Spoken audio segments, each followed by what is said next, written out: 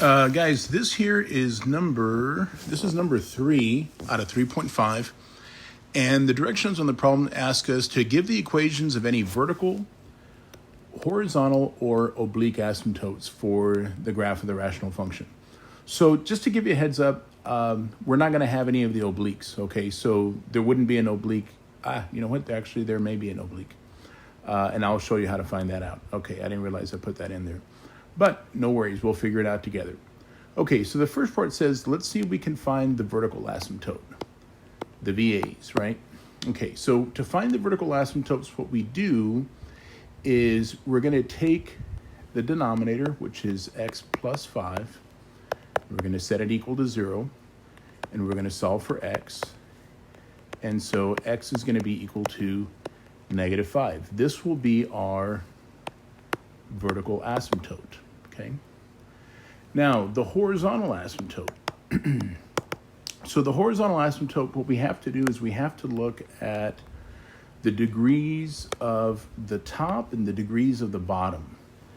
And what I mean by the degrees is what's the highest power on the x on the numerator? Well, the highest power on the x on the numerator is at 2 for the numerator, for the top, okay? And for the denominator,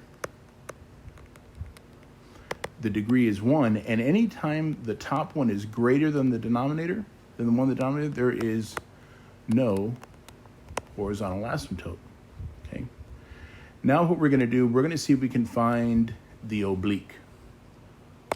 So I'm just going to move over here, x squared minus 2 over x plus 5. Okay, so our function is f of x is x squared minus 2 over x plus 5, okay?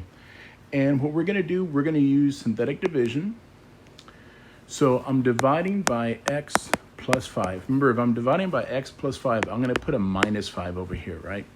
And then I'm going to list the coefficients of my numerator. So the coefficient of the x squared is a 1. Remember, there's no x term here, right? So the coefficient of the x term is a 0. And then my last one's a negative 2, okay? So remember, my first step, bring down the 1. Multiply. Negative 5 times 1 is negative 5. Add them together. That's still negative 5. Multiply. Negative 5 times negative 5, positive 25. Add them together. That's a 23. So now what I'm going to do is I'm going to rewrite this function. Okay. I'm going to write it as x. Oops. Let me do it where I have a little bit more room. I'm going to write it as f of x equals, remember, this is the part I'm looking at, x minus 5 plus 23 over x plus 5, okay? And so my oblique asymptote is going to be this piece right here. This is what we call the oblique asymptote, okay? So that's going to be my part C, okay? Because I think part A was vertical, part B was horizontal, part C is oblique. This is our